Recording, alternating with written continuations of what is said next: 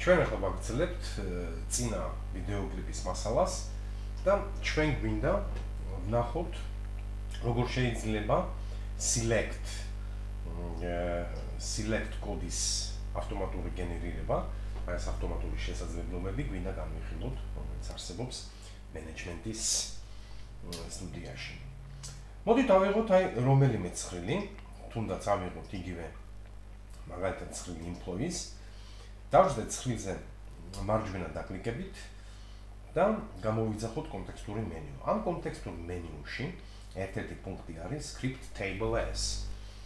ეს არის ესე იგი შექმნა სკრიპტისა ცხრილისათვის, როგორც და აი აქ არის ჩამოთვლილი ის თემატიკა, როგორი სახის, ასე ვთქვათ, SQL მოთხოვნების გენერაცია შესაძლებელი. ჩვენ ავირჩევთ გენერაციას select ტიპის, ესე იგი SQL მოთხოვნას. და სად უნდა მოხდეს გენერაცია? გენერაცია შესაძლებელია გენერირებული სკრიპტით, უბრალოდ ჩავწეროთ ახალ პანჯარაში მოთხოვნების რედაქტირების, ან ფაილში, ან მაგალითად clipboard-ში, ან კიდე წარმოვადგინოთ როგორც აგენტის, ესე იგი გარკვეული სამუშაო. მოდით აი ჩვენ ავირჩევთ ესე იგი რედაქტორის ახალ პანჯარას, მოთხოვნების რედაქტორის ახალ პანჯარას და მე მას ვაკლიკებ. შესაბამისად, გაჩნდება ახალი პანჯარა მოთხოვნების რედაქტირების, აი ჩვენი პანჯარა უკან ჩანს, რომელსაც ჩვენ მივყენებთ მაგალითებისათვის. მე გადავდივარ აი ამ ახალ ესე იგი პანჯარაში და ვხედავ იმ ესე იგი კოდს, რომლის ავტომატური გენერირება განხორციელდა. ამ კოდში საკმაოდ ესე ამ კოდში ჯერით მოყვანილია select მოთხოვნა, რომელსაც გამოაქვს სულ ყველა სვეტი აი ჩვენი ამ ცხრილიდან. აი ეს ყველა სვეტია, ესე იგი ჩაწერილი. ანუ ხელით აღარ არის საჭირო ჩავწეროთ ჩვენ სვეტების სახელები, ჩვენ შეგვიძლია აი ესეთი სახით მოვახდინოთ გენერაცია ამ კოდისა და შემდეგ გადავწყვიტოთ, ესე იგი რომელი სვეტი გჭირდება, რომელი არ გჭირდება, ან კიდევ რამე დავამატოთ. ეხლა საინტერესოა მივაქციოთ ერთ-ერთ ფაქტს ყურადღება. ჩვენ ხედავთ, რომ გენერირებულ ესე იგი კოდში სულ ყველა სახელი სხვადასხვა ობიექტებისა არის განთავსებული აი ასეთი ტიპის კვადრატულ ფრჩხილებში. მაგალითად ესე იგი სვეტების დასახელებებია კვადრატულ ფრჩხილებში განთავსებული. მონაცემთა ბაზის დასახელება კვადრატულ ფრჩხილებში, სქემის დასახელება და ასევე თვითონ ცხრილის დასახელება. საქმე იმაშია, რომ რადგანაც ეს კოდი გენერირებულია თვითონ მონაცემთა ბაზების სერვერის მიერ, სერვერი თავს იზღვევს იმ შემთხვევისათვის, თუ რომელიმე ესე იგი ობიექტის სახელი, რომელიც აქ არის გამოტანილი, იქნება არარეგულარული.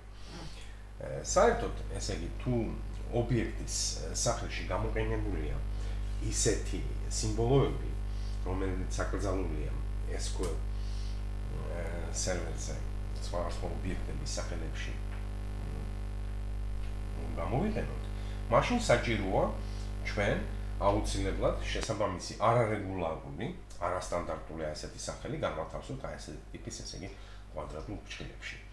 მე აი აქვე ესე იგი უბრალოდ მოდი გადავიდეთ ესე იგი იმ მაგალითზე, იმ პანჯარაში, რომელშიც ჩვენ მიხილავთ სხვადასხვა ტიპის ესე იგი მაგალითებს და მე უბრალოდ აი აქ ეხლა მოვიყვან არარეგულარული სახელის გამოყენების ესე იგი მაგალითს და დავინახოთ, რომ მართლაც ესე იგი საჭირო არის დაზუსტება ამ სახელისა ჩაწერის დროს SQL მოთხოვნის. აი მაგალითად ავიღოთ ჩვენ ცხრილი odd details, მე უკვე ვხედავ, რომ ამ ცხრილის სახელი, აი რომ გადმოვიტანო ესე იგი ცხრილის სახელი არ არის რეგულარული, რადგანაც აი აქ თავისუფალი ადგილია გამოტოვილი. და შესაბამისად მოდით აი ჩავწეროთ ამ ცხრილისათვის აი ესეთი select from კონსტრუქცია. select აი ჩავწერ უკაცრავად ესე იგი გადავხოთ. select მოდით სულ ყველაფერი ასტერისკი from DBO or the details. აი, ნახეთ ახლა. რადგანაც ეს სახელი არარეგულარულია, უკვე გასმულია წითელი ხაზი, ეს ნიშნავს, რომ აქ არის ესე იგი შეცდომა დაშვებული. მოდით ახლა მე აი დავაზუსტებ იმ ფაქტს, რომ ეს არის ესე იგი ობიექტის სახელი, შესაბამისად წითელი ხაზი გაქრა და მე თუ შევარჩიე აი ეს კონკრეტული ნაწილი მთლიანი კოდისა და შევასრულე ის, მე დავინახავ, რომ ეს კოდი მშვენივრად შესრულდება და გამოტანილი იქნება როგორც შედეგების პანჯარა, ასევე შეწყობილების პანჯარა. დავინახოთ, რომ ფაქტიურად განხორციელდა ზემოქმედება 2155 სტრიქონზე. ანუ ფაქტიურად ესე იგი აი ჩვენს ამ ცხრილში 2155 სტრიქონია ჩაწერილი. უნდა აღინიშნოს, რომ აი ამ არარეგულარული სახელების ესე იგი მისანიშნებლად შესაძლებელია გამოვიყენოთ ორმაგი აი ესეთი ბრჭყალებიც. ანუ ორმაგ ბრჭყალებს თუ გამოვიყენებ აი ესეთი სახით როგორც იყო ჩავწერე. მაშინ ესეც გასაგები იქნება კომპაილერისთვის, ეს კონსერვერის კომპაილერისთვის და ის შეასრულებს ამ კოდს ჩვეულებრივი აი ესეთი სახით ესე იგი. ასე რომ დავიმახსოვროთ, რომ არარეგულარული სახელები ყოველთვის უნდა მოვნიშნოთ ან კვადრატული ბრჭყილებით, ან და შესაძლებელია ორმაგი ბრჭყალები. ნუ ორმაგი ბრჭყალები ან კვადრატული ბრჭყილები მე შემიძლია გამოვიყენო ნებისმიერი, ასე ვთქვათ, სახელების ჩაწერისას. აი მაგალითად მე აი აქ გამოვიყენე ესე იგი სქემის დასახელებისთვის ესე იგი კვადრატული ასეთი ბრჭყილები, ხოლო ორმაგი ბრჭყალები გამოვიყენე უშუალოდ ესე იგი ცხრილის დასახელებისთვის. რა თქმა უნდა, ამასაც ნორმალურად აღიქვავს ესე იგი კომპაილერი და შეასრულებს შესაბამის მონიშნულ SQL მოთხოვნას. მე ისე უბრუნდები აი ამ გენერირებულ ესე იგი კოდს, მივაქციოთ ყურადღება, რომ გენერაცია განხორციელებულია ისეთი სახით, აი თითქოს ეს მძიმეები რაღაც ისეთი სახით არ არის დასმული, რომელსაც ჩვენ ხმარობთ. მაგრამ რა თქმა უნდა, მე შემიძლია აი გადმოვიტანო ასეთი სახით და ჩავწერო ყველა აი ეს სახელი ერთ სტრიქონად.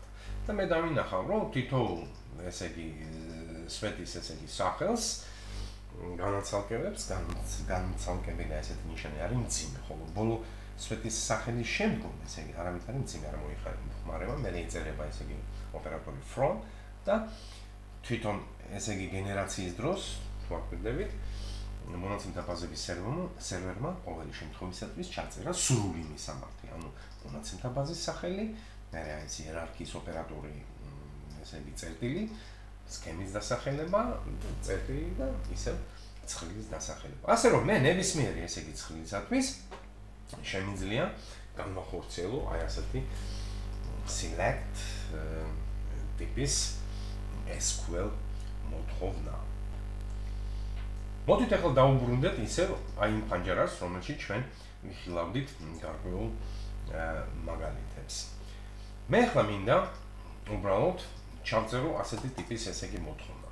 მოდით ავიღოთ აი ეს მოთხოვნა, მე მის კოპირებას მოვახდენ, გადმოვიტან ესე იგი ქვემოთ და მოდით აი ამ მოთხოვნას დავუმატოთ აი ესეთი სახის კიდევ დამატებითი პუნქტი. მე უბრალოდ ესე იგი ჩავწერ unicode strings სიტყვაზე Pavle და შვილი ესეთი სახით დავწერ მძიმეს და დავტოვებ დანარჩენ აი იმ კოდს, რომელიც აქ არის ესე იგი მოგვანილი. მოდით აი შევასრულოთ აი ეს SQL მოთხოვნა. მე შევასრულე SQL მოთხოვნა და ვხედავ თუ როგორი სახით მოხდა მისი შესრულება. შედეგების პანჯარაში მე ვხედავ, რომ ჯერ ეგეთი ცხრილიდან ესე იგი employees გამოტანილი იქნა აი ეს სამი სვეტი, ყველა სტრიქონითანაც ამ ცხრილიდან და დაემატა ერთი სვეტი შედეგებს, პირველი სვეტი, რადგან პირველ ადგილზეა ეს მინიშნებული. სახელის გარეშეა შესაბამისი სვეტი, მაგრამ ყველა სტრიქონში დაფიქსირდა აი ეს მუდმივი სტრიქონული მონაცემი, რომელიც მე აი აქ ამ Unicode ესე იგი string-ში დავაფიქსირე. მე კიდევ ერთხელ აღვნიშნავ ერთ პატარა მომენტს, აი აქ რომ მოვუხსნა ესე იგი Unicode-ის აღნიშნულია ეს ნიშანი n national და შევასრულო ეს კოდი, ხედავ, რომ ვერ ხდება ამ კოდირების ასე ვთქვათ Unicode-ის აღქმა იმის გარეშე თუ თვითონ ესე იგი ამ string-ში, აი ამ string-ში მონაცემს არ მიუშვი წინ ერთმანეთს ჭყალების ესე იგი წინ რომ ეს არის Unicode-ში national ესე იგი აგრეთვე ამ შემთხვევაში რა თქმა უნდა ხდება ცალსახად არჩევა და კარგად აღიქვამს ჩვენი მონაცემთა ბაზების მართვის სისტემა. მოდით ახლა განვიხილოთ ერთი საკითხი. აი მე მინდა შემოვიტანო ოპერატორი as, რომელსაც შეუძლია შექმნას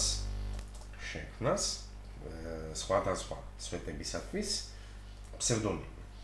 ანუ ახალი სახელი დაარქვა სვეტებს, აი ამ შედეგების ესე იგი გამოტანის დროს, შედეგების პანჯერაში. აი მე ვწერ as, ესე იგი მე მინდა აი სვეტი, რომელშიც იქნება აი ეს გამოტანილი ეს მონაცემები, მისი სახელი იყოს, მაგალითად ესე იგი ავიღებ ასეც. name. მოდით ახლა შევასრულოთ ეს. აი შესრულების დროს მე ვხედავ უკვე რომ აი ამ სვეტს ესე იგი დაერქვა ფსევდონიმი, ახალი სახელი name. მაშინ როდესაც ამის გარეშე გახსოვთ სახელი არ უნდა ამ სვეტს არავითარი. მე შემიძლია სახელების შეცვლა. აი მაგალითად ესე იგი გამოვიტანოთ ესე იგი შედეგებში ისეთი სახით რომ აი ამ სვეტს რომელიც ცხრილში არის დაფიქსირებული როგორც employee ID ჩავწეროთ ასეთი სახით თანამშრომლის იდენტიფიკატორი. აი მე ასეთ სახელს ვაკეთებ. ეხლა ეს ახალი სახელი არის არარეგულარული, იმიტომ რომ აი აქ თავისუფალი ადგილი დამტოვეთ. ამიტომ მე შემიძლია აი აქ დავუსვა კვადრატული ესე იგი ჭრილები, რაც იმის ფიქსაციას ვაკეთებ, რომ ეს მთლიანად ორი სიტყვა არის ობიექტის ესე იგი სახელი და მოდით ახლა შევასრულოთ ეს კოდი და დავინახოთ როგორი სახით მოხდება გამოტანა შედეგი. საერთოდ ჩვენ ვხედავთ შედეგები გამოტანილი ისეთ სახით, რომ მეორე სვეტს მე დავარქვი ფსევდონიმი, ესეთი სახელი, თანამშრომლის იდენტიფიკატორი.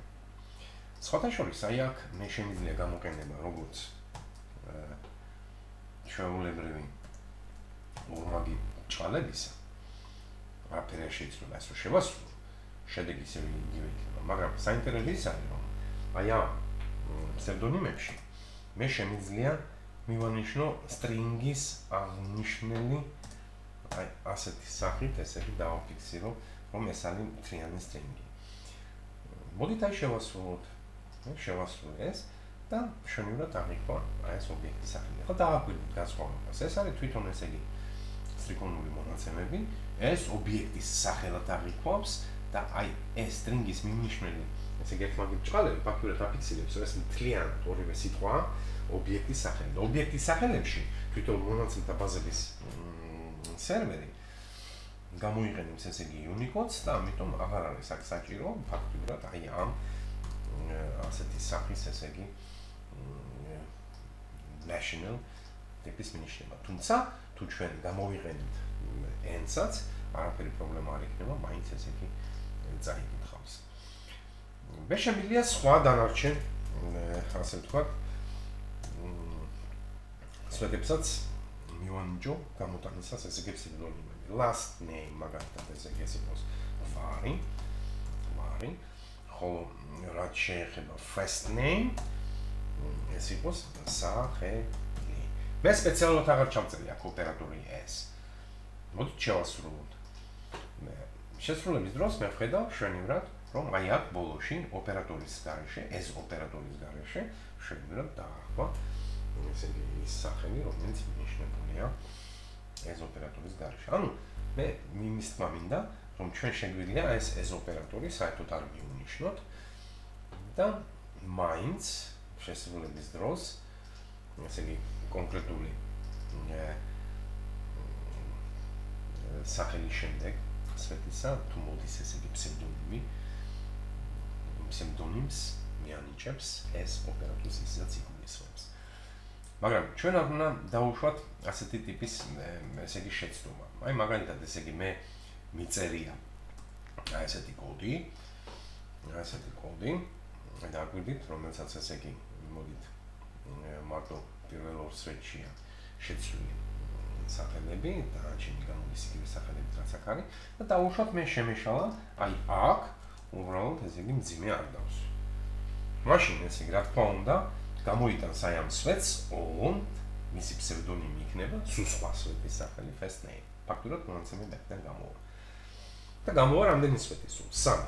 ანუ აი ამ სვეტს გადაარქმევს first names და არქმევს, იმიტომ რომ ამას აღიქვავს როგორც ფსევდონიმს. აი ნახოთ რა სამი სვეტი უნდა გამოვიდეს. აი ნახეთ.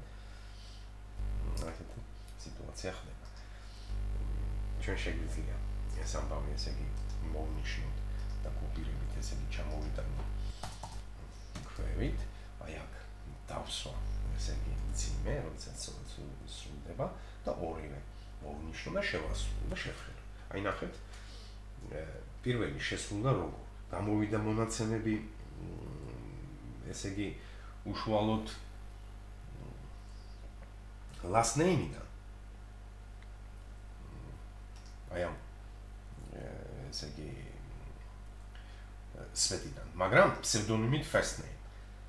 და მეორე სიტუაციაში, ну, რა თქმა უნდა, last name და first name წაწოლი გამოვიდა შესაბამისი ესე იგი სახელები. ამიტომ გვახსოვდეს, რომ როდესაც ჩვენ ვწერთ ესე იგი სვეტების სახელებს, მათ შორის ესე იგი გამყოფი ნიშანი ოპერატორი გამყოფი არის მძიმე. თუ მძიმე არ არის, მაშინ გამოვტოვოთ სადმე შესაძლებელია აი ესეთი ტიპის ესე იგი შეცდომის დაშვა. აი ეს მასალა მინდოდა ესე იგი განვიხილა ამ ვიდეო კლიპში და წინა ვიდეო კლიპში ეს ვიდეო კლიპი წინა ვიდეო კლიპის გაგრძელება. ერთადერთი მე მინდა ახლა გავამახვილო ყურადღება ლიტერატურაზე. აი ეს საკითხები მოცემულია ესე იგი აი ამ წიგნში. ეს არის წიგნი Beginning Transact SQL 2008 კალენდარის და კარგი სტუდენტი გადახედავს ამ წიგნში შესაბამის ესე იგი მასალას. კარგი იქნება თუ ჩვენ ამ წიგნის მიხედვით გავარჩევთ შემდეგ თავებს. მე ახლა გადავფუცლავ ამ წიგნს, აი გადავდივარ და კარგი იქნება ამ წიგნის მიხედვით თუ სტუდენტი წაიკითხავს შემდეგ ესე იგი მასალას. აი აქ პირველივე თავი იწყება როგორ დავაყენოთ SQL Service Express ვერსია. აქ არის კარგად აღწერილი თვითონ ესე იგი ინსტალაციის პროცესი, ამიტომ სასარგებლო იქნება ამისი წაკითხვა, როდესაც სტუდენტი აყენებს შესაბამის მონაცემთა ბაზების სერვერს თავის კომპიუტერზე. მერე აქ არის საუბარი ესე იგი მონაცემთა ბაზების მაგალითებზე, არის კონკრეტული გარკვეული მინიშნებული საიდან შეიძლება დამატებითი სასწავლო მონაცემთა ბაზები ჩამოვთვლით. აქ არის აღწერილი ასევე როგორ უნდა დავაყენოთ კომპიუტერზე ონლაინ წიგნები, აი ამ მიმართულებით, SQL Server-ის მიმართულებით და როგორ უნდა გამოვიყენოთ შემდეგ. როგორ უნდა გამოვიყენოთ მენეჯმენტის ესე იგი სტუდია, როგორ გააუშვათ მენეჯმენტის სტუდია, როგორ გააუშვათ ესე იგი სხვადასხვა მოთხოვნები, აი მაგალითია მოყვანილი.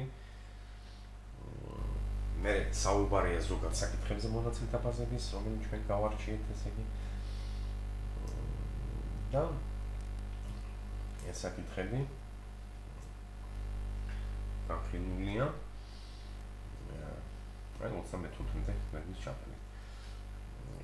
და კარგი იქნება, უბრალოდ აი ეს მასალა რომელიც ახლა დღეს კი რა უბრალოდ აი ვიდეო კლიპში გავარჩიეთ და წინა ვიდეო კლიპში ფაქტურად არის ეს არის ფაქტურად არის მეორე თავი, აი დაწყებული 37-ზე გვერდიდან ჩვენ გავარჩიეთ ესე იგი მასალა აი 53 გვერდის ჩაფრით. შემდგომ ვიდეო კლიპებში ჩვენ უკვე დავიწყებთ მონაცემების გაფილტვის ხერხებს, ანუ ფილტრების დაგენებას მონაცემებზე. აქამდე ჩვენი ეს მოთხოვნები, რომელსაც ჩვენ წერდით, გამოიტანეთ სულ ყველა სტრიქონს, მართალია ჩვენ თვითონ ვარჩევით ესე იგი ეს მოთხოვნაში, რომელიც მეტები გამოიტანა, მაგრამ სტრიქონები ყველა გამოდიოდა და ჩვენ ხომ დავიწყებთ გაფილტრას სტრიქონების მიხედვით. აი ეს იყო მთლიანად ის მასალა, რომელიც მე მინდოდა ამ ორ ვიდეო კლიპში გამეხილა. დიდი მადლობა ყურადღებისათვის. წარმატებებს გისურვებთ. კარგად ბრძანდებთ.